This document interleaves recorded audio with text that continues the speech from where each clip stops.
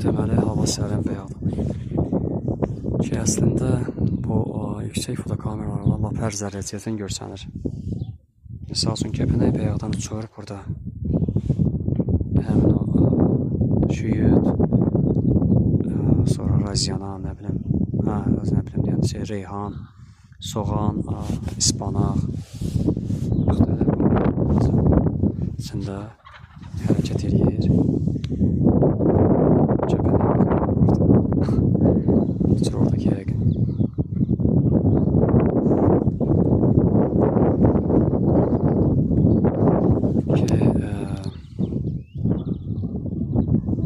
Bütün sağdan bağların ərazisi, Bakı qəsəbəsi,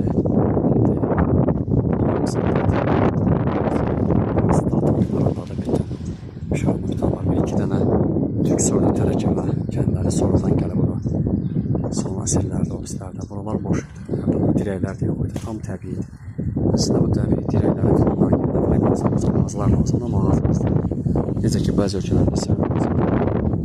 Nə bilirlər ki, hansı ki, olmasa əsasən səmaya baxıram indi azdır.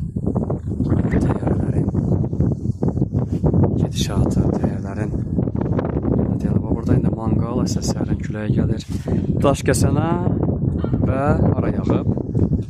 Deməli,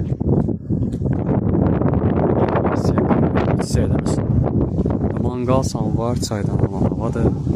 Uzaqda olsun. Mən də yerdəyim ki, ola bilərəm. Sağ olsun, bu dünəndə o lap soyuq idi. Dün axşam soyuqda girdim. Bax, otellərin zaten sığırçınlardır. Sərcilər bunlar canı yanında yorulur. Hamısı azad Türk. Sakitlik, təbii frekansı, əsasən fitometrdə bilir ki, təbiətdə 432 frekans var. Hətta səmaya baxmaq, torpaqlanmaq, ağaclanmaq, bütün podkastlar, bütün tellər artıq son 10 ildir. Amma biz bunu əvvəldən İbn Sinanı kimlər ki bilir, Farabini kimlər ki bilir, orada səmaya baxmaq, necə insan gəlib bilir ki, darlığa sıxlığa apara, gecə uzlar ay olmalı, təzə ay çıxanda Ramazandan sonraki digər ay, Rəcəb düşər, ayın dəqiq tarixini bilirdim, indi bir dənə arada. O üfüqdə görsənən yer əslində ora hardasa olar 400 metr, amma gör çox uzağa görsənir. Ta ki başlara gedənə kimi isə 3 kilometr var. Bura təxminən 2 metr boydadır. Deməli artisan bax indi bax. Əvvəl çox-çox 3 dənə, 4 dənə təyyarə o gün canlıdır arada. Uçdum o bir şəbəkədə.